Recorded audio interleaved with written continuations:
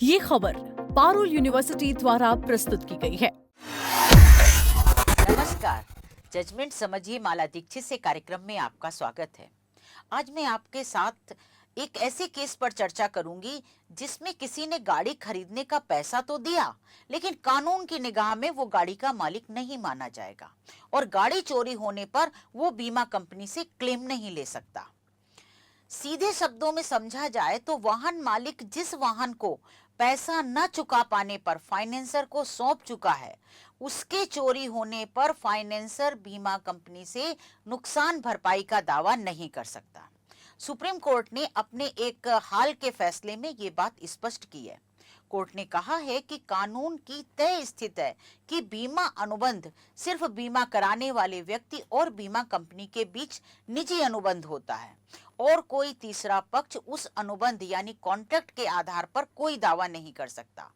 Supreme court ने कहा कि अगर ये मान भी लिया जाए कि बीमा कराने वाले व्यक्ति ने गाड़ी अपीलकर्ता यानी फाइनेंसर को सौंप भी दी थी, तब भी ये बात बनी रहती है कि फाइनेंसर को गाड़ी का मालिक नहीं माना जा सकता और इसलिए बीमा कंपनी को फाइनेंसर को नुकसान की भरपाई करने के लिए मजबूर नहीं किया जा सकता। ये महत्वपूर्ण फैसला जस्टिस संदीप मेहता और जस्टिस विजय बिश्नोई की पीठ ने राष्ट्रीय उपभोक्ता विवाद निवारण आयोग के फैसले को सही ठहराते हुए 18 जून को दिया। कोर्ट ने नेशनल कंज्यूमर कमीशन के फैसले के खिलाफ दाखिल अपील खारिज कर दी है। नेशनल कमीशन ने भी माना था कि गाड़ी चोरी होने पर फाइनेंसर को बीमा क्लेम नहीं मिल सकता। जिस मामले की मैं चर्चा कर रही हूँ वो मामला कर्नाटक के मैसूर का है, जिसमें सोमशेखर नाम के व्यक्ति ने के प्रकाश चंद्र से कर्ज लेकर यानी फाइनेंस करा करके गाड़ी खरीदी। गाड़ी का बीमा भी कराया, लेकिन बाद में आर्थिक तंगी के चलते वो कर्ज का भुगतान नहीं कर पाया और उसने 13 दिसंबर 2003 को गाड़ी फाइनेंसर को सौंप दी, यानी पैसा न दे पाने पर उसने वो गाड़ी फाइनेंसर को दे दी। केस के मुताबिक जब वो गाड़ी फाइनेंसर के पास थी तभी चोरी हो गई, जिसकी एफआईआर दर्ज हुई, लेकिन पुलिस गाड़ी नहीं ढूंढ पाई और क्लोजर रिपोर्ट दाखिल कर दी। जिसके बाद फाइनेंसर ने बीमा कंपनी से गाड़ी का क्लेम मांगा, लेकिन बीमा कंपनी ने क्लेम खारिज कर दिया। तब फाइनेंसर ने सेवा में कमी के लिए जिला उपभोक्ता फोरम के सामने शिकायत की और मुआवजा दिलाने की मांग की।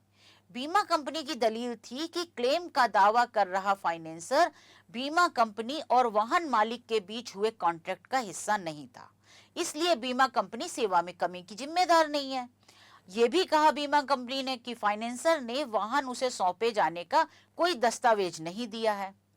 इस सबके बावजूद जिला उपभोक्ता फोरम ने बीमा कंपनी की दलीलें ठुकरा दी और बीमा कंपनी को 2 महीने के भीतर 5,27,850 रुपए अदा करने का आदेश दिया। बीमा कंपनी ने इस आदेश को राज्य उपभोक्ता आयोग में यानी स्टेट कंज्यूमर कमीशन में चुनौती दी, लेकिन राज्य आयोग ने बीमा कंपनी की अपील खारिज कर दी और जिला फोरम का आदेश जो था उसे सही ठहराया। इसके बाद बीमा कंपनी ने राष्ट्रीय उपभोक्ता आयोग में रिवीजन पिटीशन दाखिल की, जिसे राष्ट्रीय आयोग ने स्वीकार कर लिया। राष्ट्रीय उपभोक्ता आयोग ने जिला उपभोक्ता फोरम और राज्य आयोग का आदेश खारिज करते हुए कहा कि बीमा कंपनी को क्लेम देने के लिए मजबूर नहीं किया जा सकता।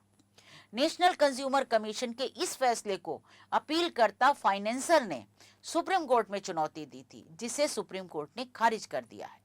सुप्रीम कोर्ट ने फैसले में राष्ट्रीय आयोग के आदेश को सही ठहराते हुए कहा कि अपीलकर्ता और बीमा कंपनी के बीच अनुबंध न होने की स्थिति में अपीलकर्ता के कब्जे से वाहन चोरी होने पर बीमा कंपनी पर जिम्मेदारी डालना ठीक नहीं होगा।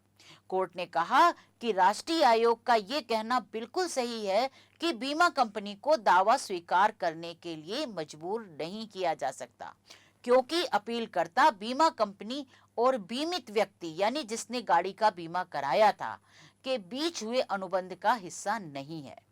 अपीलकर्ता और बीमा कंपनी के बीच कोई अनुबंध का संबंध नहीं है। सुप्रीम कोर्ट ने कहा इसलिए उसे राष्ट्रीय आयोग के फैसले में दखल देने का कोई ठोस कारण नहीं दिखता। इस मामले से यह साबित होता है कि भले ही आपने गाड़ी खरीदने के लिए पैसा दिया हो, लेकिन अगर वो गाड़ी चोरी हो जाती है, आप ही के पास से चोरी हो जाती है, तो भी आप उसके लिए बीमा कंपनी से क्लेम नहीं ले सकते। गाड़ी का क्लेम उसी को मिलेगा जो गाड़ी के मालिक के तौर पर रजिस्टर्ड है, यानी बीमा के कागजों में जो मालिक है उसे ही क्लेम मिलेगा। भले ही कर्ज का भुगतान न होने पर गाड़ी के लिए कर्ज लेने वाले व्यक्ति ने वो गाड़ी आपको सौंप दी हो या आपने गाड़ी उससे वापस छीन ली हो, लेकिन जब तक आप गाड़ी अपने नाम ट्रांसफर नहीं कराते, आप उसके मालिक नहीं माने जाएंगे। वैसे भी बीमा एक कॉन्ट्रैक्ट होता है जो उन्हीं लोगों पे लागू होता है जिन्होंने बीमा कंपनी के साथ कॉन्ट्रैक्ट साइन किया होगा।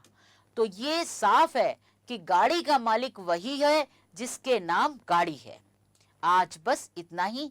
फिर कुछ ऐसा महत्वपूर्ण फैसला आएगा तो मैं आपके साथ उस पर चर्चा करूंगी। तब तक के लिए धन्यवाद।